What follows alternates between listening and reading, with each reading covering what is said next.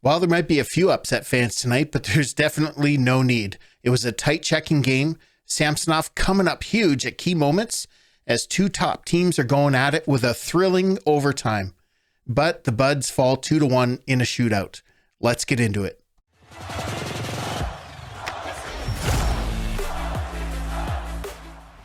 Welcome back. So tonight, the Leafs, they pick up a point, and now they move 3 points ahead of Tampa with a game in hand, of course. And did you realize that only twice this season, the Leafs have gone 2 games back-to-back without a point? That's pretty special. You'd never really realize that from all the fans getting all upset every time they end up losing a game. But the Leafs come out more determined tonight at the start of the game than they certainly did on Monday against Buffalo. Riley finally gets off the schneid. Second shot of the game for him. The first one went off the post. Second one went in, and that's 12 games since he last scored. So he now has 3 goals on the year. Marner, he's a big threat early in the game, and it would carry that on throughout the entire game. But, as of late, since when has Marner not been a threat out there? And Samsonov looks sharp, and he's looking through all the traffic, battling through all the traffic, coming up big there. He had a bad break, that one on the penalty kill, as it went off McCabe. McCabe came in and tried to stop the cross crease pass. Well, it went off him, went off his stick, and between Samsonov's legs. If that wouldn't have happened, the Leafs would have won 1-0. The Avalanche didn't have anything after that.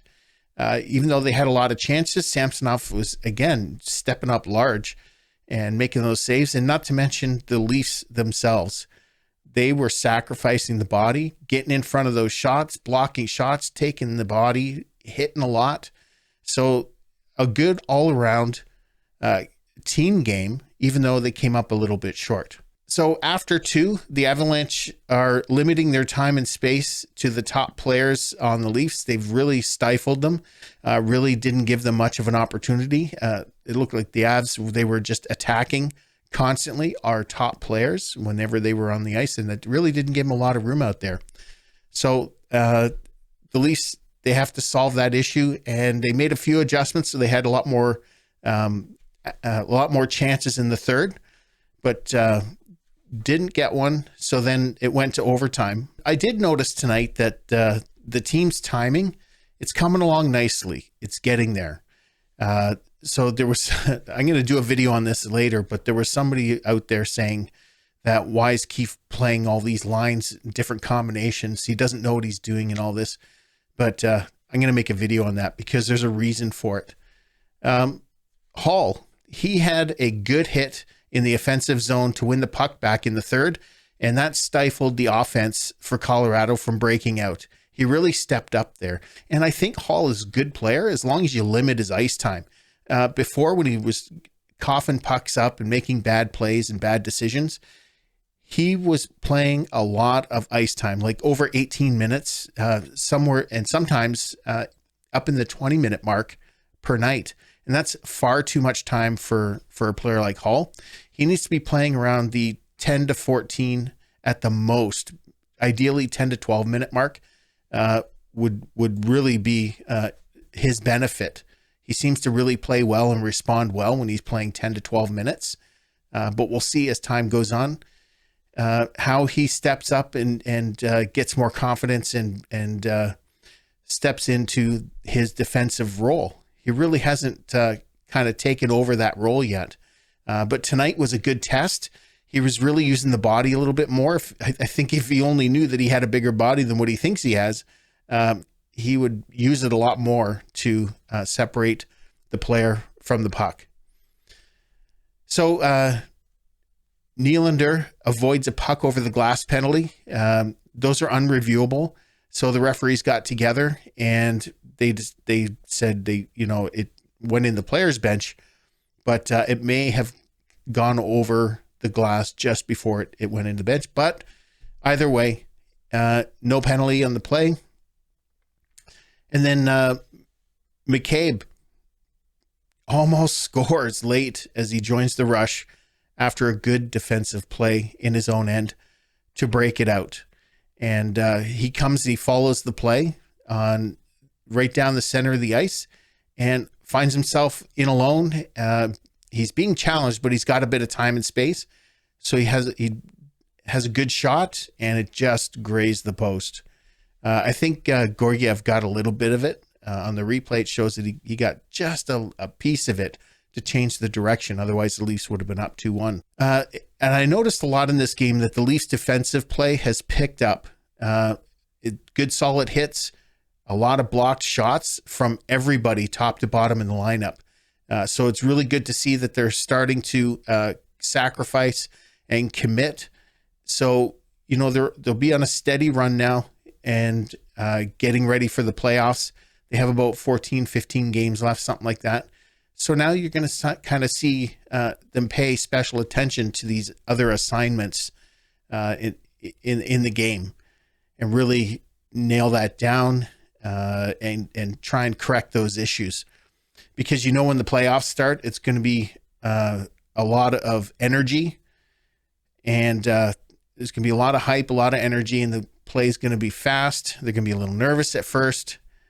Hopefully they have home ice advantage, because I think that'll help the Leafs. People to say that this year that home ice advantage, it doesn't really do much, but I think it's an advantage for the Leafs. They have a good record at home, and Samsonov, he's playing excellent at home. I think this is only like his third loss at home, and it was a shootout loss to boot. So can't really fault him for that. His game was on tonight. He made challenges when he needed to. It was excellent. He was in the right spot, really closing off the net. The Leafs have won 17 games this season by 1 goal. I know there was a Sportsnet panel tonight after the game. We're saying that the Avs won by 1 because of their speed, and talking about them coming into the Leaf zone, getting chance after chance, but they really didn't shoot them that badly. And technically they never scored because it went in off of McCabe. So I don't think they won the game because of their speed. I think they won the game because they kept it 1-1 after the lucky bounce they got going off McCabe in the net in the first, and then kind of just played a defensive, tight, checking game to take it into overtime and then ultimately to the shootout. That's how I think the Avs won that game. And then the other part of the panel was saying that the Leafs have to start winning these tight games, these 2-1 games, or these 1-goal games. And so I went back and I looked, and the Leafs have won 17 games this season by 1 goal, and a few of them in overtime, but they've only lost 10 or 11, if that, 1-goal games this season. They've won 17 of them by 1 goal. So I don't think that's the issue. It's just, sometimes you win, sometimes you lose. That's how it goes. And it going to a shootout, well, again, lucky bounce here or there, and that's it. You only have to beat the goalie once. So I think the Leafs know how to win close games. It's just sometimes that's how it goes. Don't forget that the last time the Leafs played the Avalanche back in December, they won 6-2. So if anything, the Avalanche showed up a bit more tonight. They didn't get scored on like they did back in December. I thought overall it was a good game. It was a defensive game. So there was a lot of chances, but they were stifled. There was there wasn't multiple chances. It was like one and done kind of thing. Really tight checking game. And that's how it ended up in the shootout. Sometimes you win, sometimes you lose. So that's it for this one. You can watch the next video over here or over here. And if you enjoyed this content, give me a thumbs up, subscribe to the channel, and select the bell notification so that you can be notified every time a video is uploaded. I appreciate you, and thanks for watching.